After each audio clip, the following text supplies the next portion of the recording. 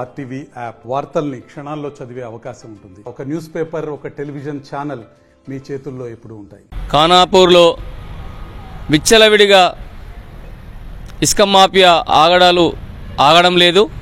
ఖానాపూరే కాకుండా ఖానాపూర్ మండలంలో సోమార్పేట్, రాజూరా ఎక్కడైతే ఇసుక దొరుకుతుందో అక్కడ అడ్డగోలుగా దోవుకొస్తున్నారు. కడెం మండలం చూసినట్టయితే, ఇలా లింగాపూర్లో చూసినట్టయితే ఏకంగా గోదావరికి రోడ్డు వేసి ఇసుకను తరలిస్తున్నారంటే వాళ్ళకు అధికారుల అండదండలు ఎంత దండిగా ఉన్నాయో అర్థమవుతున్నది. ఒక దిక్కు శాసనసభ్యులు, ఎమ్మెల్యే గారు పలుమార్లు అధికారులను ఈ ఇసుక మాఫియాను, మొరం మాఫియాను, ఈ కట్టం మాఫియాను కట్టడి చేయాలని చెప్పి అధికారులకు హెచ్చరించినా కానీ వాళ్ళు పెడచెవున పెడుతున్నారు.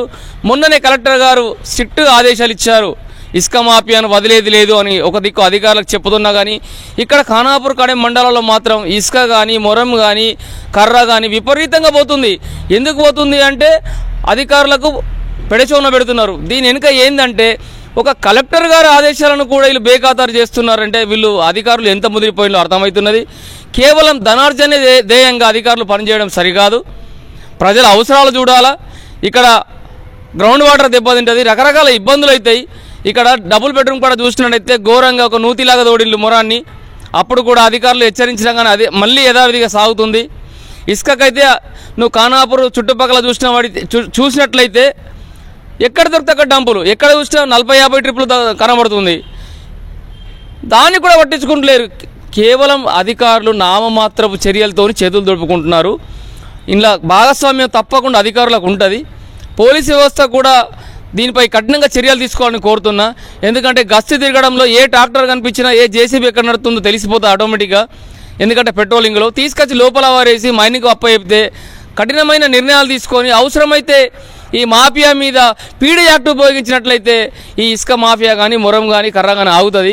నేడు ఖానాపూర్, కడెం మండలాలకు సంబంధించినటువంటి అధికారుల నిర్లక్ష్యంతోనే అక్రమంగా ఇసుక మరియు మొరం తరలింపులు జోరుగా సాగుతున్నాయి. మరి ఈ ప్రాంత ప్రజలు ఏదైతే అవసరాలకు సంబంధించిన కార్యక్రమాలు, గృహ నిర్మాణాలు చేసుకోవాలన్నా కూడా ఎలాంటి అనుమతులు ఇవ్వకుండా మరియు గుత్తేదారులకు మరియు ఇసుక పెత్తందారులకే అధికారులు వత్తాసు పలుకుతూ మరియు అక్రమంగా ఇసుక రవాణా మరియు మొరం తవ్వకాలు చేయడం జరుగుతుంది. పైనుంచి పై అధికారుల ఆదేశాలు ఉన్నప్పటికీ మరియు మండలాలకు సంబంధించిన అధికారుల నిర్లక్ష్యం వల్లనే ఎలాంటి అనుమతులు లేకున్నా అక్రమంగా ఇసుక తవ్వకాలు జోరుగా సాగుతున్న ఈ తరుణంలో మరి ప్రభుత్వం కూడా ప్రత్యేకంగా శ్రద్ధ వహించి ఈ అక్రమ ఇసుకను తరలింపు నిలిపివేయాల్సిన బాధ్యత కూడా ఉంది. మరియు ఇంత నిర్లక్ష్యంగా ఈ మండలాలకు సంబంధించిన అధికారులు వహించడం చాలా విడ్డూరం. ఎందుకంటే ఎప్పుడైనా కానీ ఏది అక్రమంగా జరిగినా మరియు స్థానికంగా ఉన్నటువంటి అధికారుల నిర్లక్ష్యం మరియు ఇక్కడ గుత్తేదారులకు వాళ్ళు వత్తాసు పలుకుతూ మరియు ఘోరమైనటువంటి పరిస్థితి ఈరోజు గోదావరి నుంచే మరి అక్రమంగా ఇసుక తరలింపు మరియు ప్రభుత్వ భూముల నుంచి మొరం తరలింపు చేయడం చాలా దారుణమైన విషయం.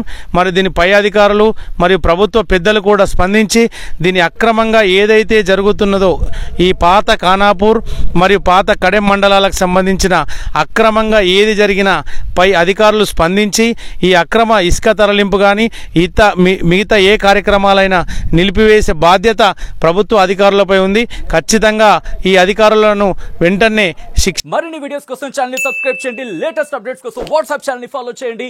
అండ్ లింక్ డిస్క్రిప్షన్ లో ఉంది.